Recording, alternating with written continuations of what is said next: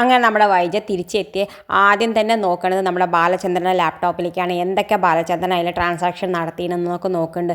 അതിൽ നമ്മുടെ വൈജ കണ്ടെത്തുന്നുണ്ട് നമ്മുടെ അലീനയ്ക്ക് 15 ലക്ഷം റുപ്യയ്ക്ക് പണ്ടം വാങ്ങിക്കൊടുത്തതും 17,000 റുപ്യയ്ക്ക് സാരി വാങ്ങിക്കൊടുത്തതൊക്കെ കണ്ടെത്തുന്നുണ്ട്.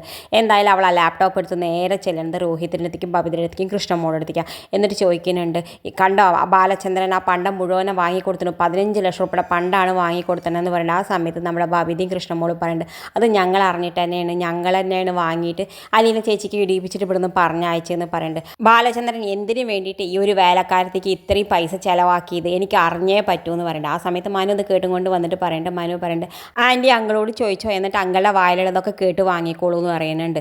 എന്തായാലും നമ്മുടെ വൈജ എന്താ ഈ മനു ഇങ്ങനെയൊക്കെ പറയണമെന്ന് വിചാരിക്കുന്നുണ്ട്. എന്നിട്ട് പിന്നെ നമ്മുടെ വൈജ വിചാരിക്കുന്നുണ്ട്, എന്തിനാണ് ആ പണിക്കാരത്തേക്ക് ഇത്രയും ലക്ഷങ്ങൾ ചിലവാക്കി, എനിക്ക് അറിഞ്ഞേ പറ്റൂ, അയാൾ ഇങ്ങോട്ട് വരട്ടെ, അയാളോട് ഞാൻ ചോദിച്ചിട്ടേ ഉള്ളൂ എന്നൊക്കെ പറഞ്ഞിട്ട് ദേഷ്യത്തിൽ നിൽക്കുന്നുണ്ട്. എന്തായാലും പിന്നെ കാണിക്കേണ്ടത് നമ്മുടെ അലീന എല്ലാ ഡ്രസ്സൊക്കെ മാറ്റിയിട്ട് നമ്മുടെ സ്റ്റാൻലിയെ കാണാഞ്ഞിട്ട് തിരഞ്ഞ് നടക്കുന്നുണ്ട്. എന്തായാലും സ്റ്റാൻലിയെ ഊണ് കഴിക്കാൻ വിളിക്കാൻ പോണ സമയത്ത് സ്റ്റാൻലി ആണെങ്കിൽ റൂം അടച്ചിരുന്നിട്ട് നല്ലാതെ മദ്യപ്പിക്കുന്നുണ്ട്.